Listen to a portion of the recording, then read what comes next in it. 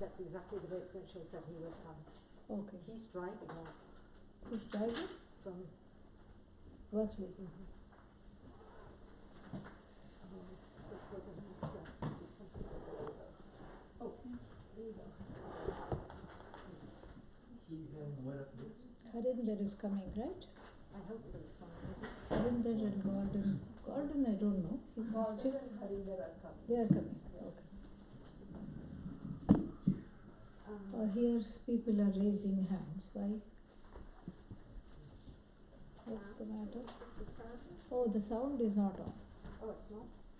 Yeah, they're all very agitated. I turned it off. No, here, this sound is not Oh, that one, okay.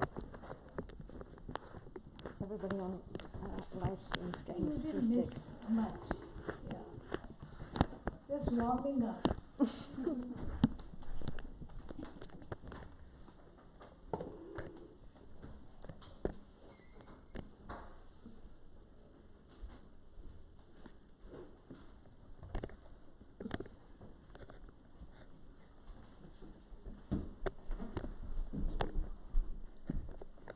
Oh, how are you? Thank you.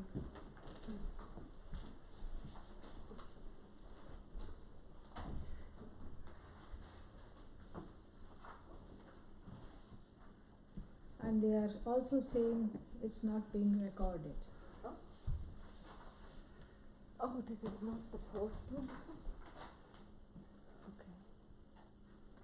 And I'd like a handout, please. Yes, Swamini.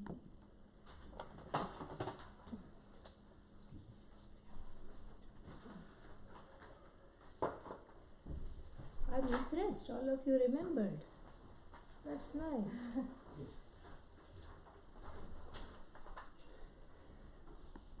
Hello, James.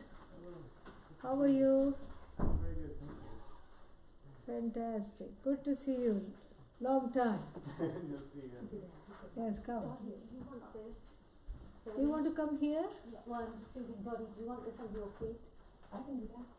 No, do you want it with your feet, for your feet? No, No, you're on the sit there. You can come here. Okay.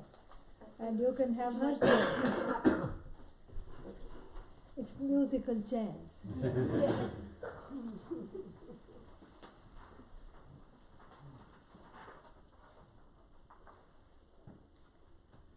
We waiting for anyone else? Raoul said he was coming. Who? Raoul. Raoul, where is he? He's been around Swamiji several times. And how is his health? He seems to be doing. Fantastic. Yeah. Shiva? Sheila has gone to Portland. She may or may not make it. If she comes, she may come a little late. She had to attend the funeral. Oh, no. Yeah. Shin, we don't know. We don't know. Okay, we'll start. They will come.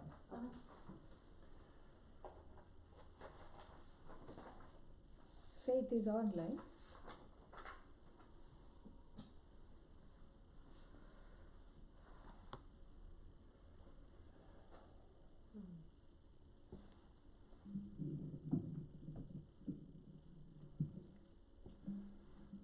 Is the light enough? Do we want that light on? As it grows darker? It should be alright, Swamiji, because it's right near the sources. But do you want the light on? I'm completely fine. You're okay?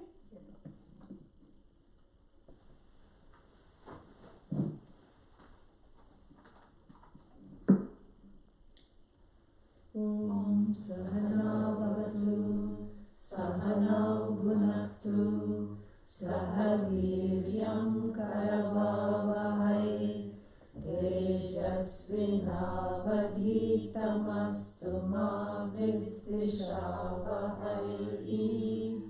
Om Shanti Shanti Shanti.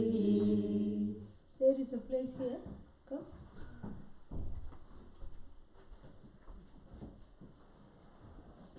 Sukastakam, an octet composed by Shukadeva, that is how he was known, and very interesting, character in the Mahabharata. and also he appears in a Purana, Devi Bhagavata Purana. And it's almost like there are two Shukas, very different stories. One I told you a little bit yesterday, leaves home as soon as he's born, practically. And he says, what's the point of this life? And composes things like this. And he's an extreme renunciant. And the other one gets married and has 4 children and continues the lineage. Then I was thinking, how can these two accounts be so different? It's one thing, okay, he was a sannyasi in one, and in the other one, he was a sannyasi and had a pet deer. Okay, we can understand that. There's a little bit, you can say one of it was an interpolation. But here, in one he's an extreme sannyasi, and in the other one he's married and has children. Then I did a little more digging in and found out that when he left home, his parents were so distraught. To console them, he cloned himself before leaving.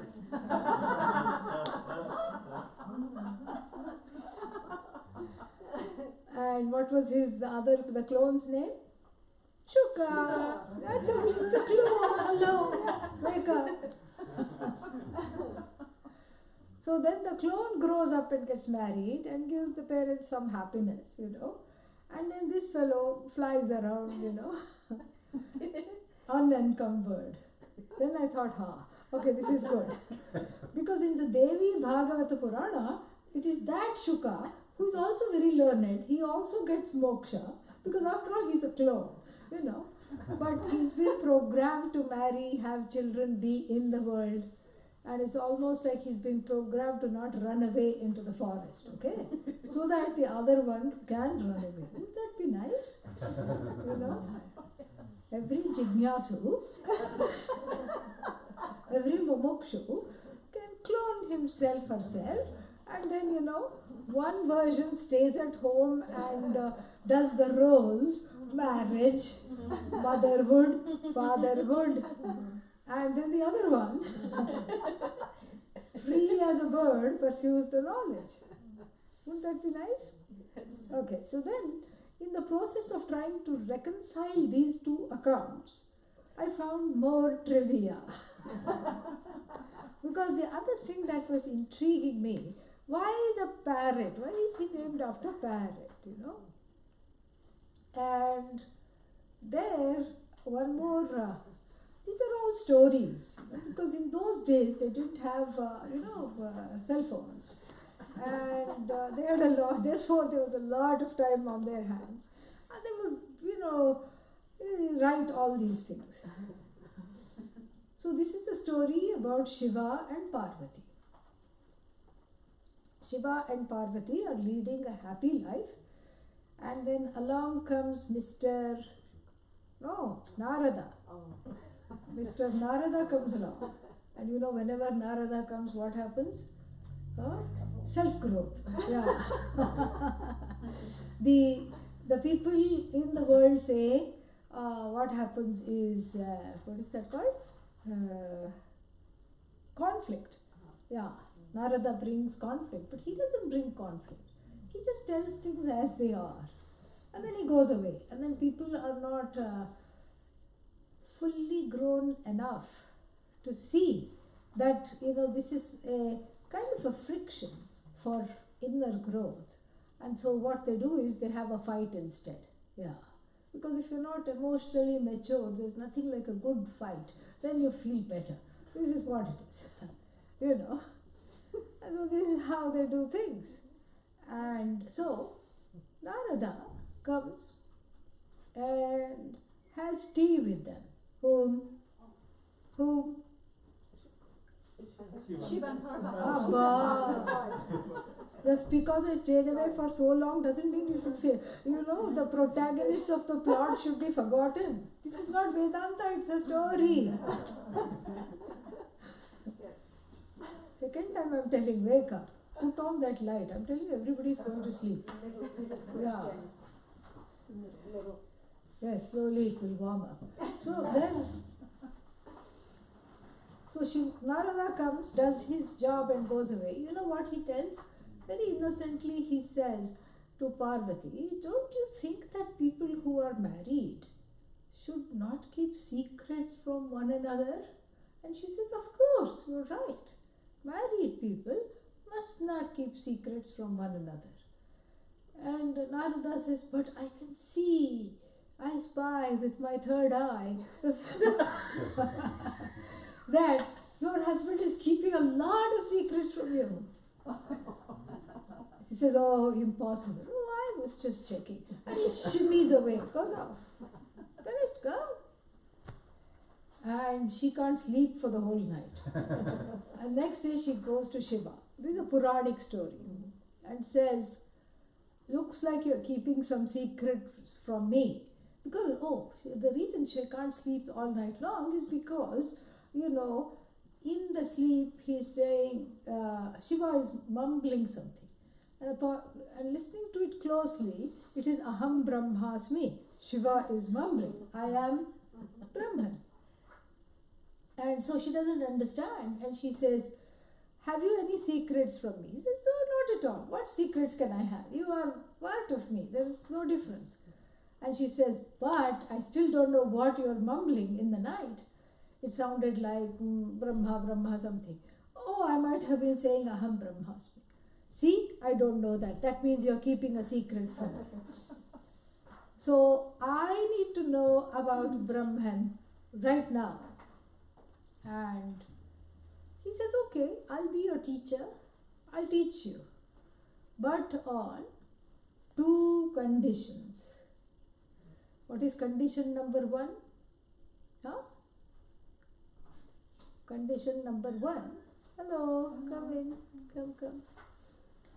Condition number 1 is that you must keep saying ha, ha, ha, means yes, yes, after every 2-3 sentences, so I know you're listening.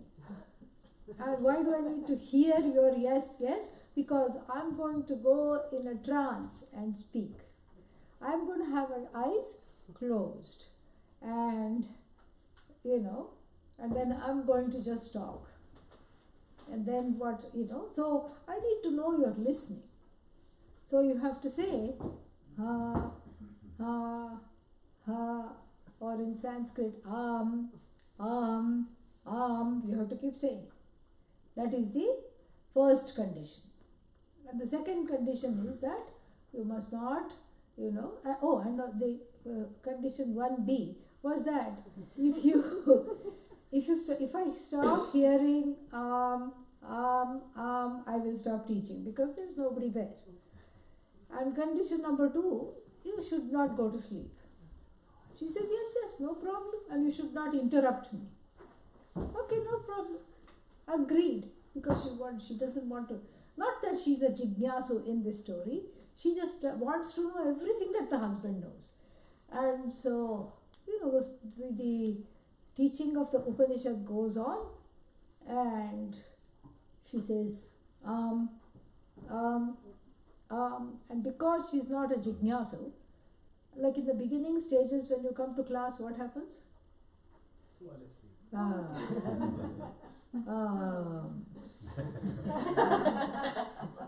Finished, right? So she's not a jignasu, so sleep overcomes her. But surprisingly, the continues. How? What happened over here? From a parrot's nest, a parrot's egg falls to the ground and starts to hatch. And this baby chick, is very savvy. And it says, oh, I've been waiting for this knowledge for many lives. It can't fly. It kind of hobbles closer to where Shiva is teaching and sees that this worthless woman is fast asleep. Continues, because in the egg it had heard that if you stop saying the story is going to stop, the teaching is going to stop. So it gains all the teachings, and the time also learns to fly. So then Shiva opens the eyes and sees his consort fast asleep. And he says, where is this arm continuing? It's the parrot. And he says, oh, this parrot was not allowed to gain this knowledge. It was only for, Parvati, not Parrotvati. And how did this one come into the picture?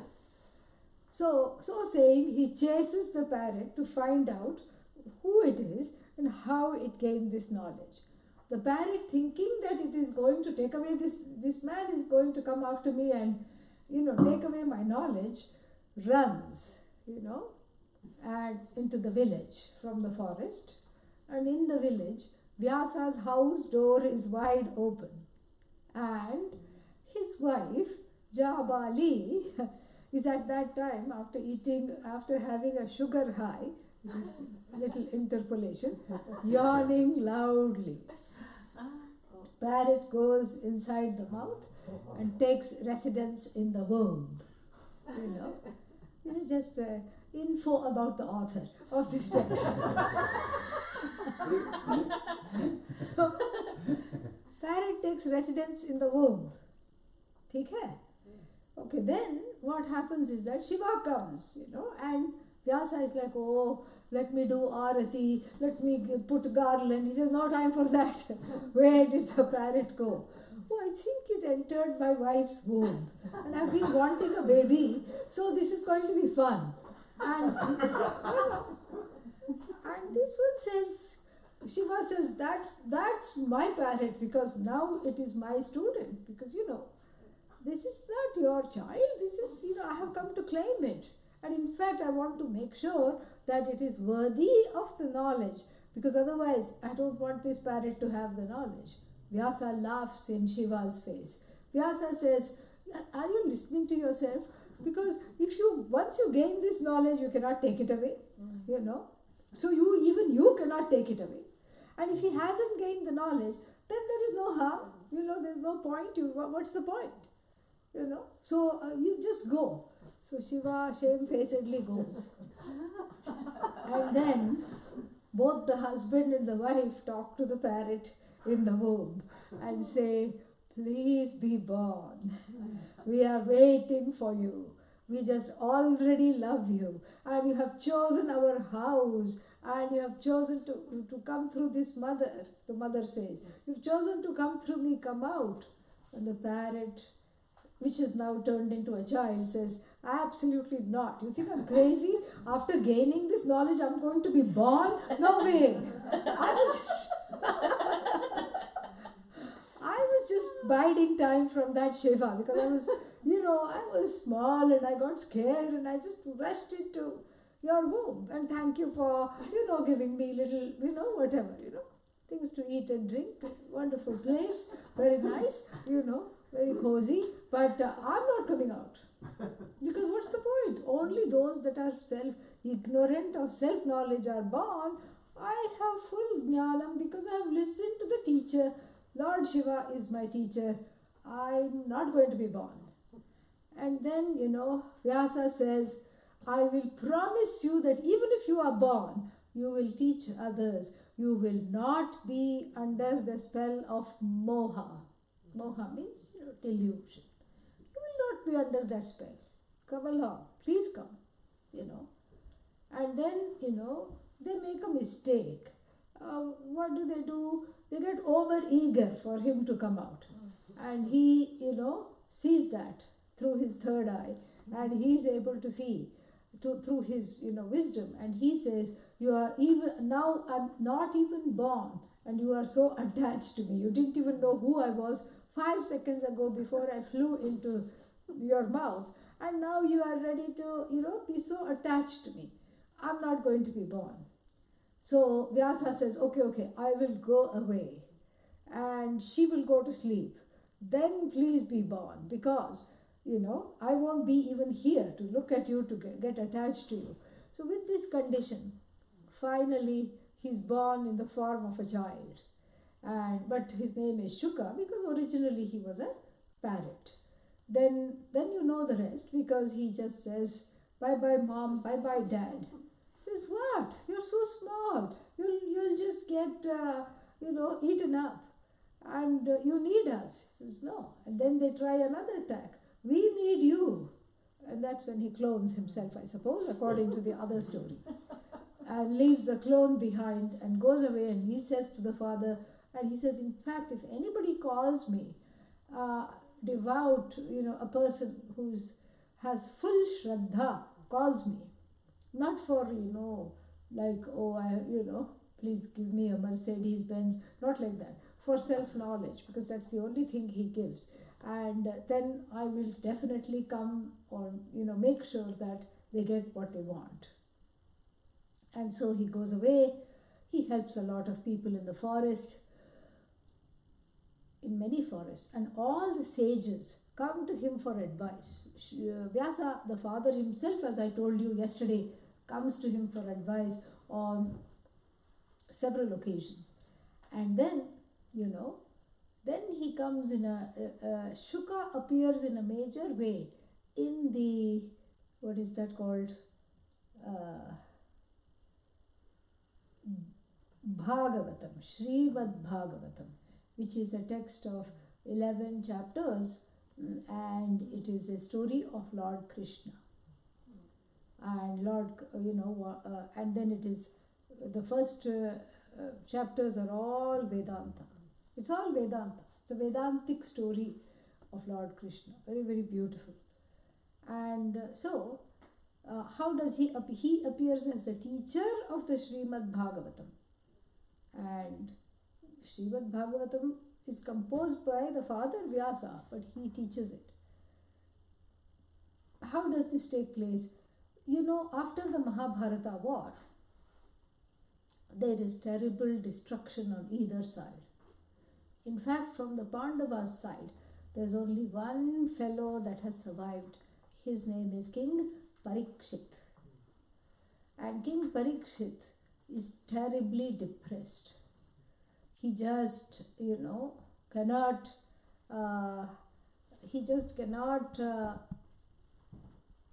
understand what is the cause of all this destruction. Why did we have to go through this?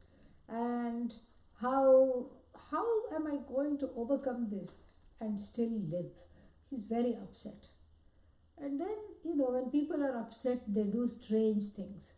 So he goes to an ashram, and then, the teacher, the acharya, is in meditation, samadhi. And he asks the acharya, the rishi who is meditating, give me a glass of water. And of course, the rishi is in trance. The rishi is not going to get up and give the glass of water. And so he says, oh, let's see how great your meditation is, And he catches hold of a snake that was conveniently slithering around. And then, wraps the snake around the meditating rishi's neck. And when the rishi comes out of the meditation, the snake is saying hi, 2 inches from the face. And in those days, the animals could talk. And he says, who did this? And the snake points at Parikshit with his tail,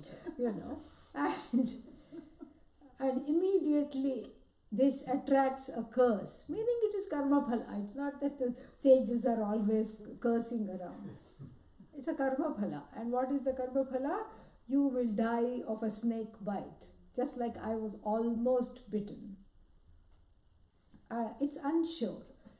The accounts are not very clear whether the snake gives the curse or whether the rishi gives the curse. We will never know.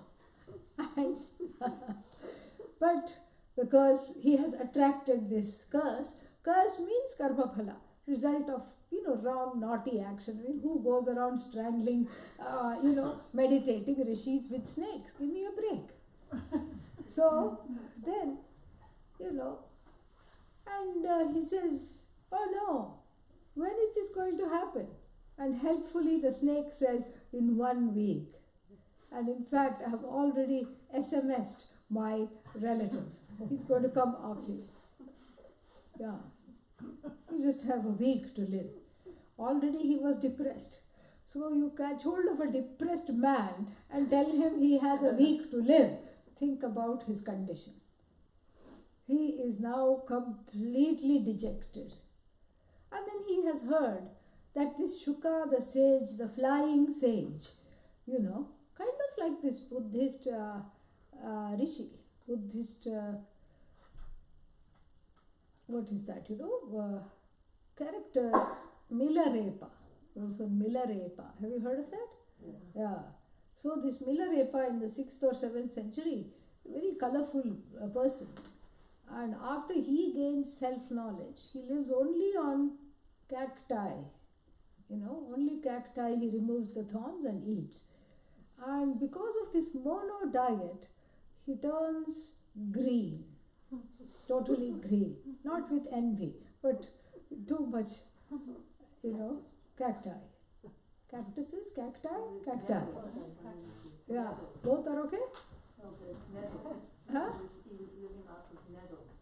Thank you. Yes, not exactly, but something thorny. Yes, and then he turns green and he flies through the sky. He also had this siddhi. Whenever anybody wanted him, they would see a green streak, a luminous neon green streak. So like that, Shuka also, flying around, a completely a person of self-knowledge at the behest of, people. So Parikshit is not interested in self-knowledge. Parikshit is just anguished that he's going to die, and he says, Shuka, where are you? And Shuka happens to be passing by, and generally he doesn't take such calls, but this time he obliges because he's overcome with compassion. He says, I think I should just see what I can do for him. He manifests. Parikshit falls at his feet and he says, I'm distraught. I have just found out that I have 1 week to live. Shuka throws his head back and laughs and laughs and laughs. Said, you're making fun of me. It's like putting salt on the injury and rubbing it. What are you doing? I'm telling you, I have 1 week to live, already depressed, now dejected and depressed. And now you're telling me that, you're just laughing in my face. And Shuka says, what else shall I do? Why are you laughing? You can tell me why you're laughing. Shuka says, I'm laughing because at least you have 1 week to live. I don't even know that. I don't even know that I have 1 week to live. I could die tomorrow. That's why I'm laughing. Come, take one asana. There a cushion or something? Yeah, you can sit there. You have 1 week to live, And I don't know. I could be gone in 7 minutes. And, Parikshit says, oh, I had never thought of it in this way. And Shuka says, you better start thinking what you want when you have 1 week to live, And this is the time, this is an invitation by Shuka for Parikshit to take out his bucket list. I want to see this movie, I want to go hand gliding, I want to go parasailing, I want to go here, I want to do this, I want to go to the Alps, And if the line in Everest has moved, I want to climb, Mount Everest. Poor mountain, what are we doing? I want to stand for political office, but 1 week is too short. But whatever, all these bucket lists should have come out. But Parikshit, doesn't come from, Parikshit comes from a religious tradition that believes in life after life. So he's not so interested in the bucket list. He says to Shuka, what can I know in this 1 week so that I can outwit death? Not physically. The body will die. But I know what you know. I'd like to have what you're having. And then Shuka sits down with him with a story of Krishna. And 1 week later, and even though, He has anti-reptile repellent cream all over him. He misses a small spot, and the relative of that snake, the cursing snake, comes and, just injects a little venom. And after he hears the Bhagavatam, he dies liberated. That is the story. And Shuka is with him till the end. You see, what a teacher. And what a wonderful story this is. And even to this day, Srimad Bhagavatam, when they teach the Bhagavatam, teach the whole thing in 1 week. It's called Bhagavata Saptaha. Whole thing is taught always in 1 week. This is the tradition, because Shuka taught it in 1 week.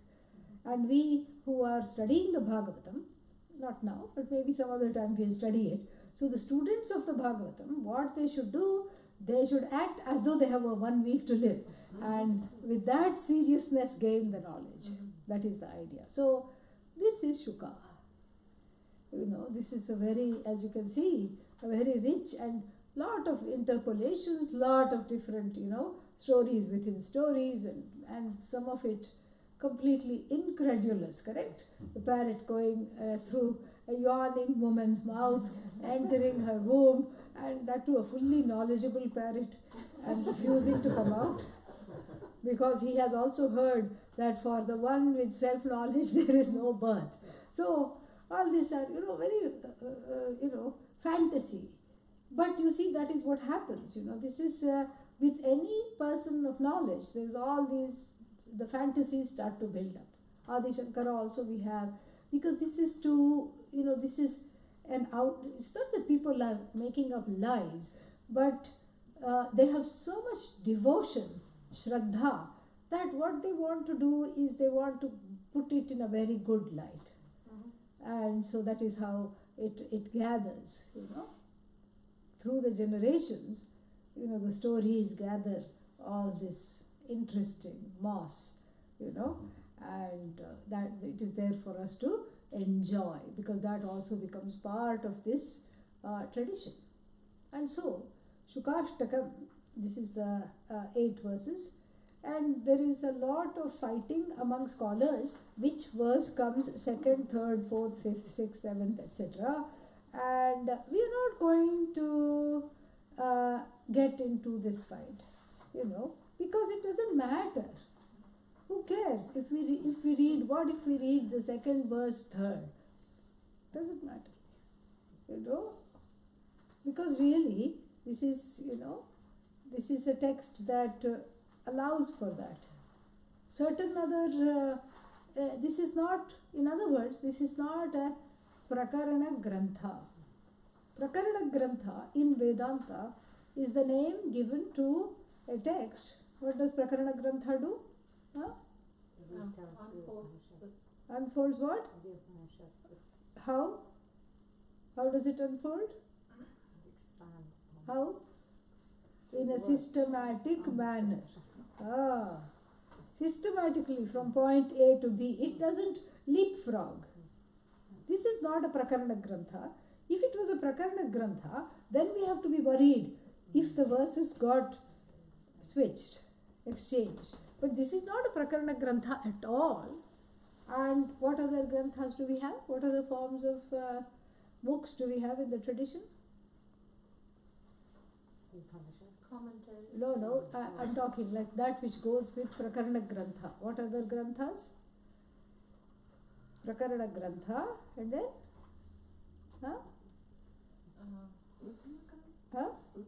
No. Prakarana Grantha is that which is a Prakarana which unfolds the Upanishads. Let's see if anybody online knows. Very good. Manana Grantha. Very good, yeah. Manana Grantha, Manana Grantha means that which helps in assimilating the knowledge and removing doubts.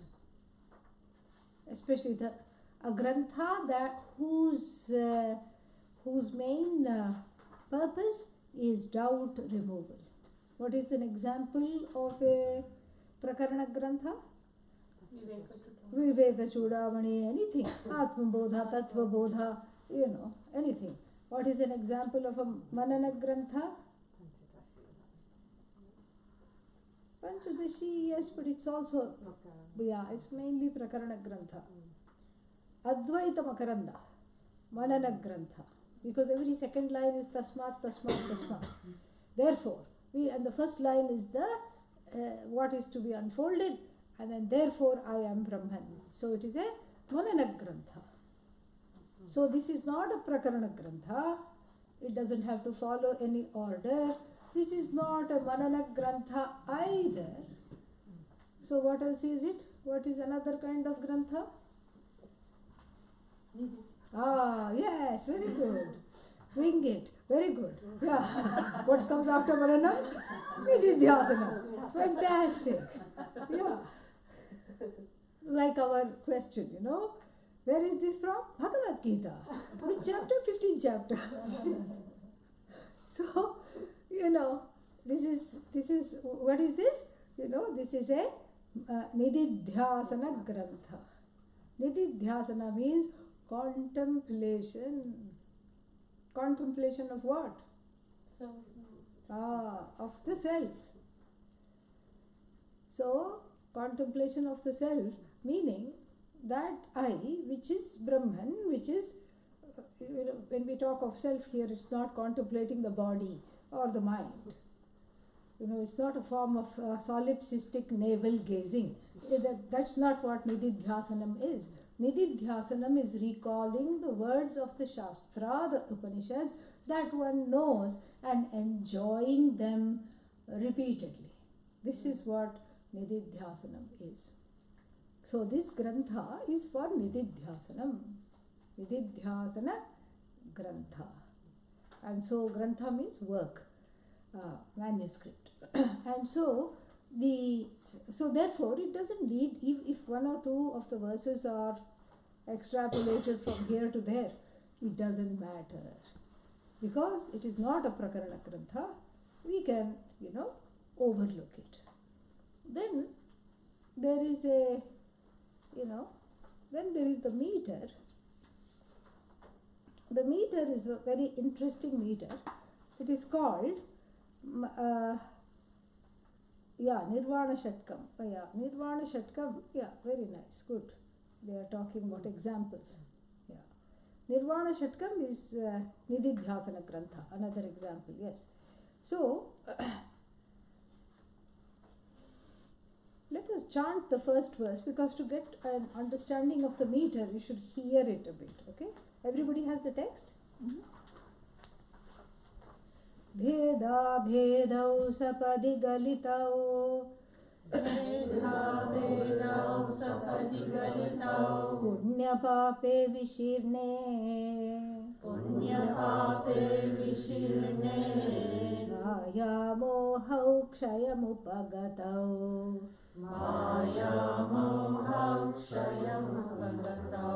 Nashta sandeha vrittehe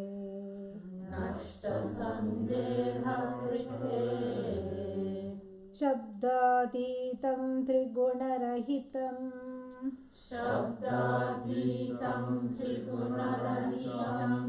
Prapya tattvavabodham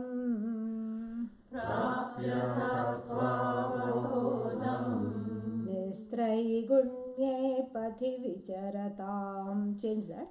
Nistraigунye pathi vicharatam. Change that. Nistraigунye pathi vicharatam. Nistraigунye pati vicharatam. Ko vidhi ko nishedha.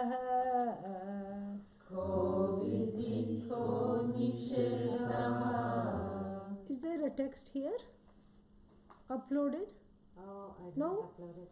Upload it now. Because,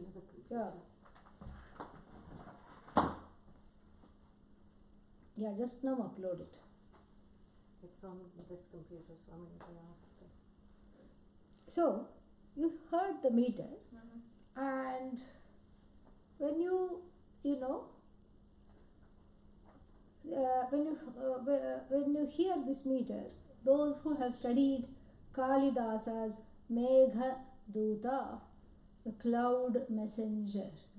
Megha Duta will recognize this meter. Kalidasa has made this meter famous. Its name is Mandakranta. Yeah, Mandakranta, which means slowly advancing. Literally. Okay? And it is known, it has got a certain pathos in it, a certain melancholy in the tradition.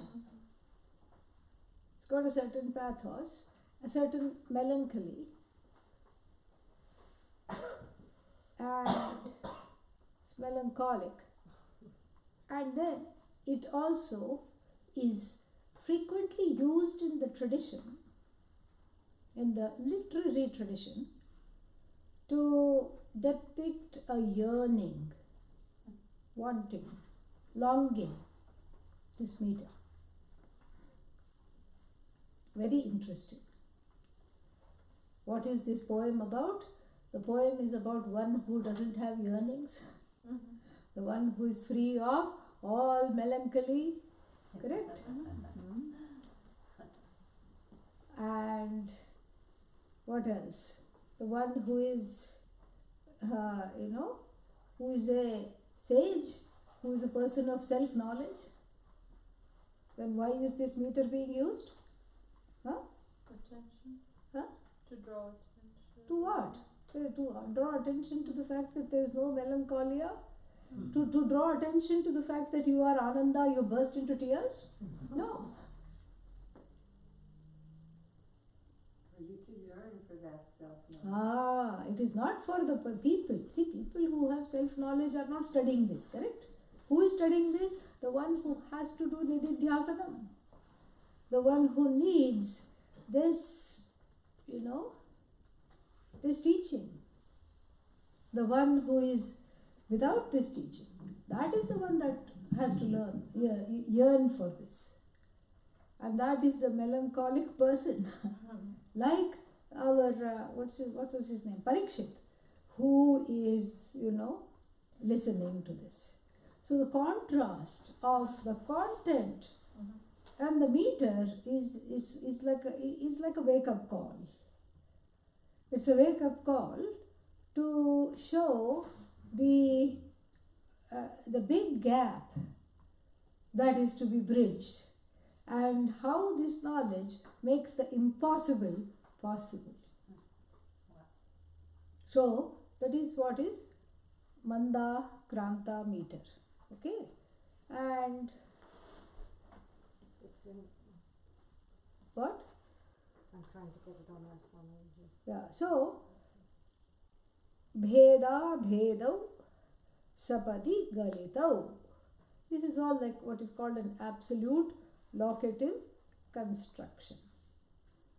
So, meaning, absolute locative construction means when this happens, that happens. So, Bheda Bhedau. Bheda means what? Separation, difference. Abheda, non-difference. Sapadi, at once, immediately. It's indeclinable word.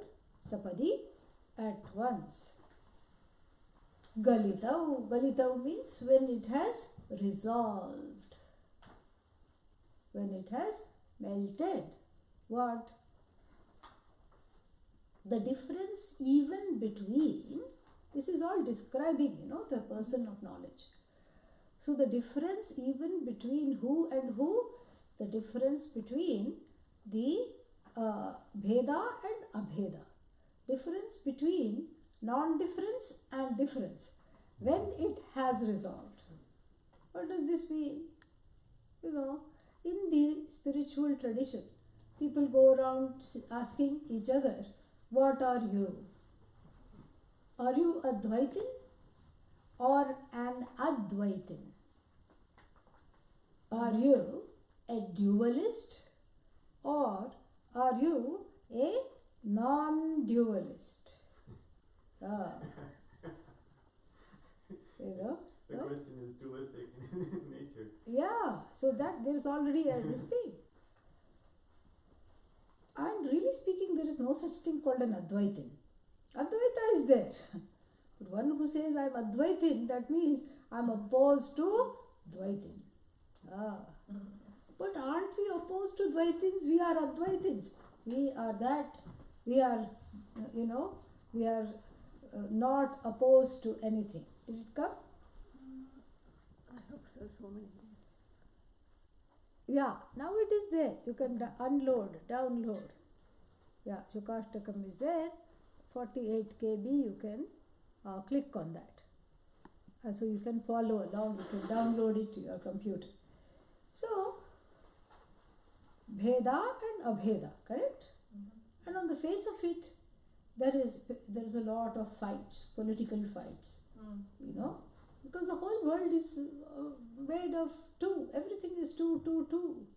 Partisan, dualistic. Are you a Democrat? Are you a Republican? Nothing else is possible. Yeah. And if you are a Democrat in Republican territory, then you need to move. Yeah. So like this, and the other way around also, possibly. You're a Republican and completely, in places like Oregon, California, if you're a Republican, then you're not having a very good time, You won't have many friends, you don't know what to talk, you feel unsafe because you don't know what to say, who to talk to. So like this, but the two are so opposed. And we see today, especially in the last decade or so, everything, the politics has become very, very, very separated. Many bills don't go through because the other one brought it up. And we are in power, so we are not going to let it go. And then the other people come into power and then they have a whole laundry list of all the things that those people did. So now this is as good a time as any to get back. So we are also not going to pass any of your bills. And in this chakki means, two stones, grinding stones. In India you have two grinding stones. Two stones on top of one another, and there's a little place where you feed the grain. What is the grain? The people who are voting. They come under these two, in this rubric. Yeah.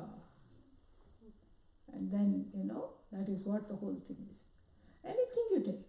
You go to a simple coffee shop. You sit down, order coffee. Caf or decaf? Yeah. Black or with cream?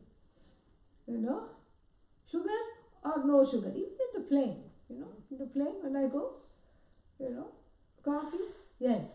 And then again, caf or decaf? Sugar, no sugar.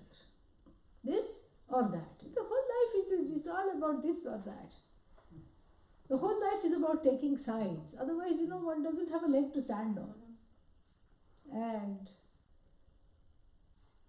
And here also there is a very hefty war, a long-standing war between Dvaitins and Advaitins. In fact, the kings used to, call one Advaitin and one Dvaitin to grace the court.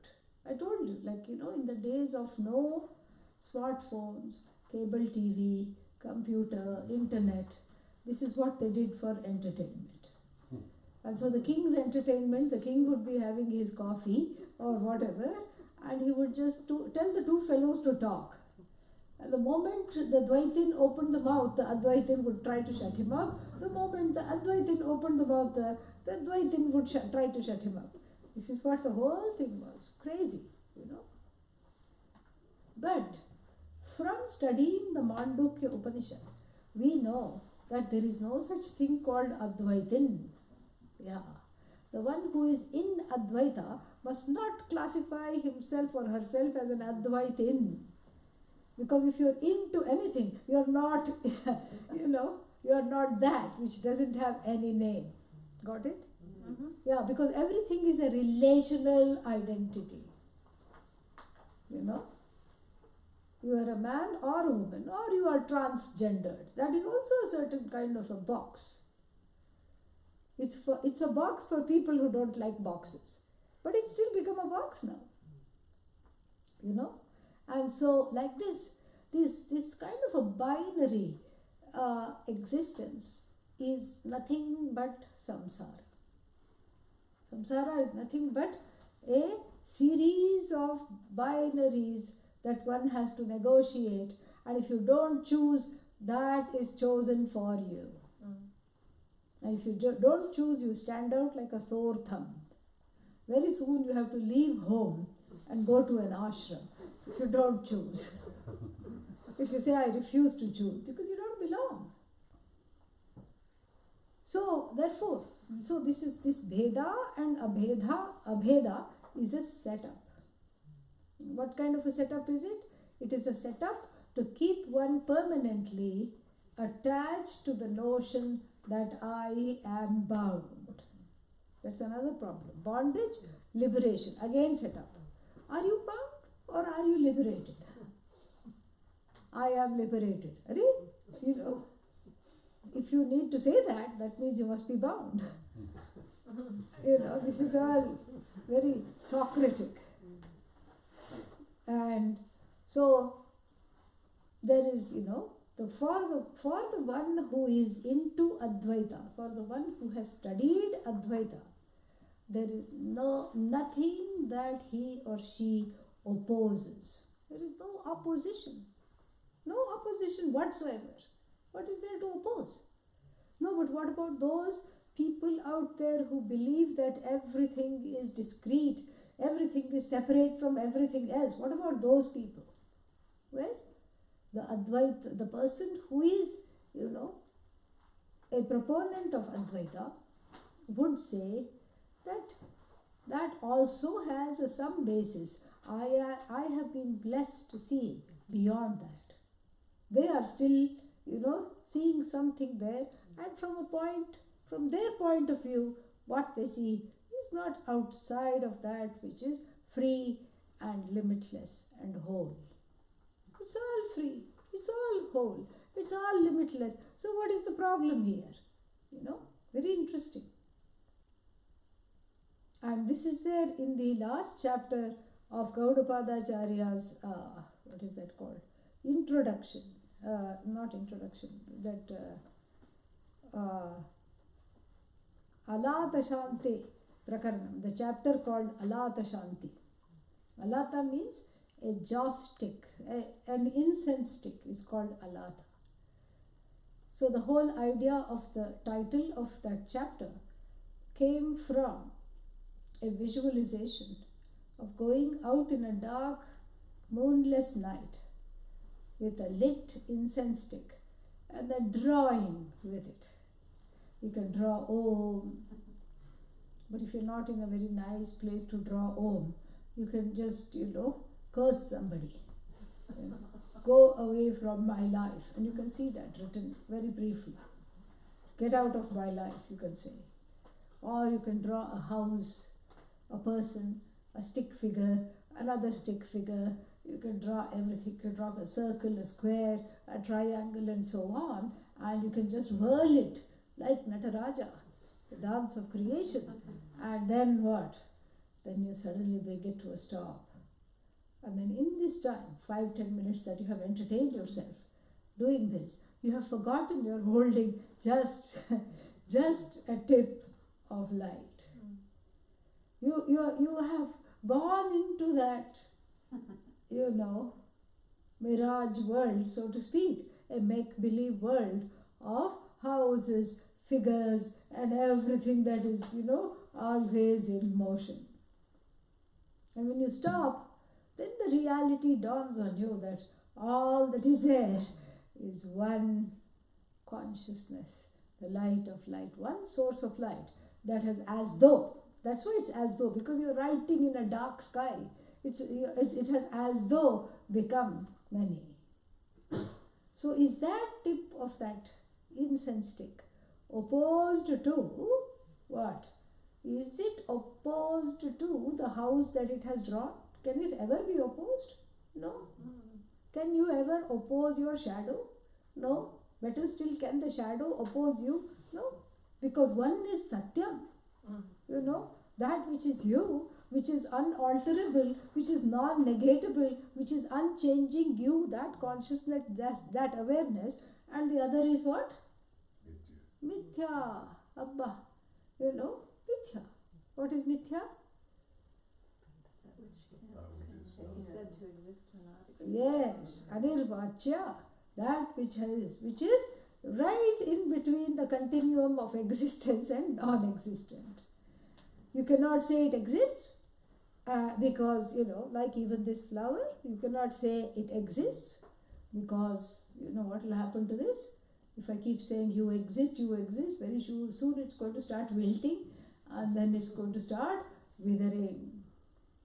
So, you cannot say it exists, and again you cannot say it doesn't exist, because if it doesn't exist, what is it that I am holding in my hand? So therefore, this is a very important thing to know, is that this mithya is that which cannot be said to exist, but again, because it is its source of existence is Sat, it depends on Sat. That's the second definition. Mithya is Sat. Sat is not Mithya. Mithya is, that which exists depending on something else. What is that something else? You, real. Mithya depends on that consciousness which is you, the light of all lights, for it draws its existence from you. You sustain Mithya, it resolves unto you. That's basically what, that is Mithya. So you, just like that, you cannot fight with your shadow because you have created it. It is your creation, you are sustaining it, it resolves into you. And even worse, the shadow cannot fight with you, it doesn't have a separate existence. And so the person who knows Advaita is not fighting with anybody or anything. Not even the dualists, because there is nothing to convince. Because the dualist may say, for example, what will the dualist say? Bhagavan is different. I am different. Yeah, sure. But how is that possible? Because you are looking at what is called Vachyartha. Vachyartha means the literal meaning of the word. The Lord is different from me, of course. I am not omniscient. I am not omnipotent. In fact, I can barely spell omniscient. I have to think, Does the I come before E or not? Even though it's after C. So, I have to think here. So, this is something very interesting. So, from the standpoint of a literalist, who is a dualist, yes, there are many differences, but it's not on the level at which Vedanta operates. Vedanta takes Lakshyartha, the implied meaning of the word, you are one with the Lord. And here the you doesn't refer to everything that's different. That which is different is all transcended in the wake of the knowledge of that Sat alone. And the Sat of the Lord is the Sat of you, is the Sat of the Jagat. That is not duality. That is you. Sat means existence. And that Sat is conscious. It is not, it's an awareful existence. It is not a dead Sat. So therefore what? It is very much here, and it is Sat Chit, and it is forever. So it is Ananda, Ananta. And so this Satchidananda is you. If you unpack the word I, Satchidananda jumps out like a jack in the box. And if you analyze the word Ishvara, the Lord, Satchidananda is what the truth of the Lord is. When you take away the dress of omnipotency, omniscience, everything, all that is there is Satchidananda. So when I say that you and Lord are one, then we are looking at what? The implied meaning of the word. And then when the Advaitin says, I and the Lord are different, this is someone I pray to, this is someone I worship, we don't bother with that. It's okay, worship. Because you are looking at it from the literal standpoint, we are looking at it from the implied standpoint. So really, if one is, studying Vedanta, what does it mean for us? No need to fight with anybody. Yeah. No more argument. And we saw this in Panchadashi chapter 4. Anya vacha vimunchatha. Give up all other words. Give up all other words. Other words means what? So I can have a few words. What are they? Sat, Chit, Ananda. Once two brahmacharis went to the Guru, Swamiji, Puja Swamiji, and asked. They were sharing a room and they could not get along, which happens after staying in the ashram for some time. So they couldn't handle each other at all. They couldn't stand the sight of each other, and yet they had to share a room. And so they, they went to Puja Swamiji and said that, we cannot get along and we have to share this room. And Puja Swamiji said, would you like me to put you with other roommates? They thought about it and they said, no, because we are kind of used to each other. Our shower routines and our, food routines, everything, whatever our habits, where we dry our clothes, all these things, we are kind of, that sharing thing is okay, but still we are fighting.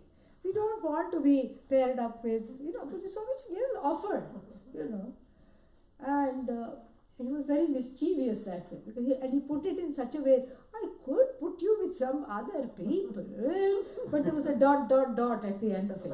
And they quickly said, no. You please teach us what to do, how to get along. And Puja Swamiji said, really? You're going to follow what I say? Are you serious? Yes. And he just gave a simple advice. Talk only Vedanta with each other. Don't talk at all otherwise. It worked. They even collaborated on transcribing some of the talks. They were able to. Because when you talk only Vedanta, you are in another realm. A realm of no truck with anything. Really. You are in that knowledge. But what if I don't feel like talking Vedanta? Shut up, that's all. Keep quiet. Don't talk at all. Anya, this is Kathopanishad.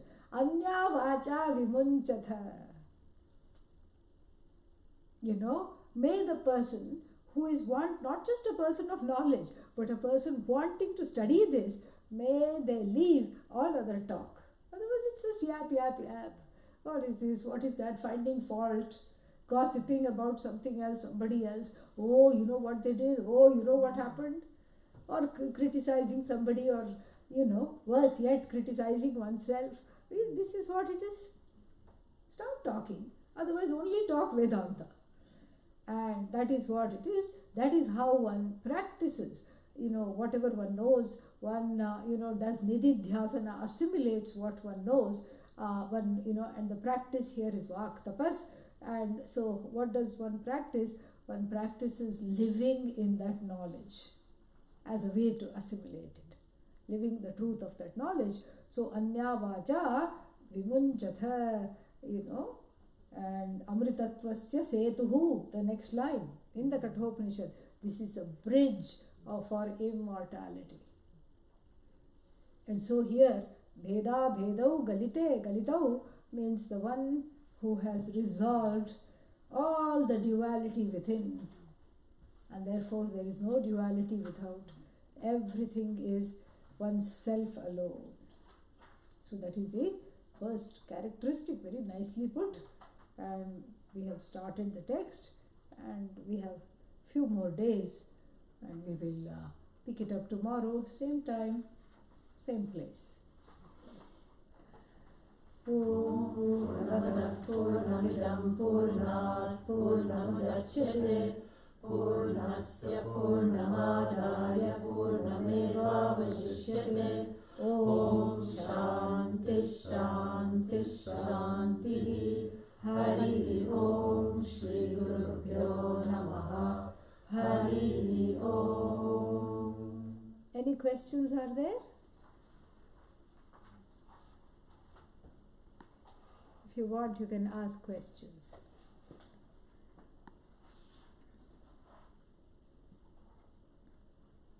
Yeah, very rare text, hard to find.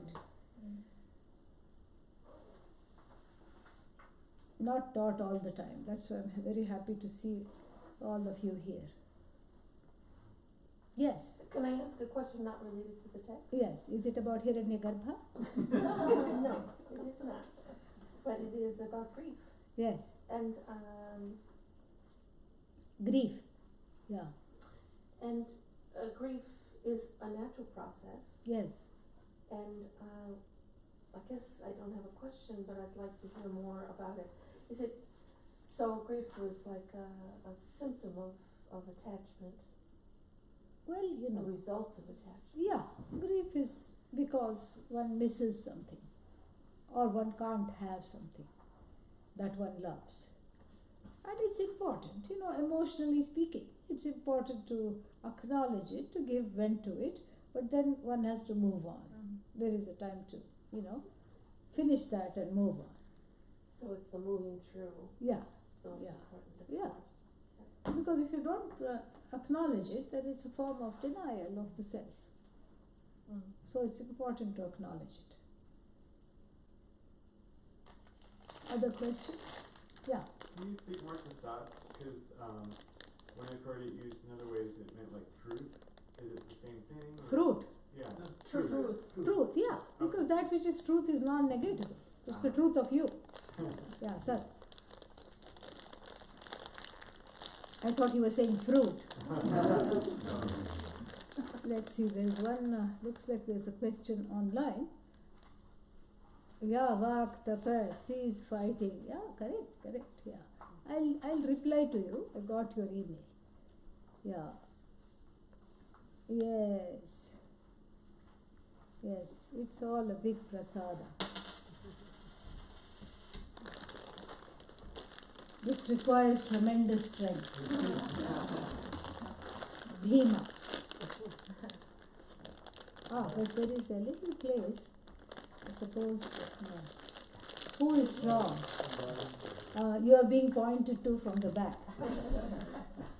I'm not strong, but this is a problem I solve daily.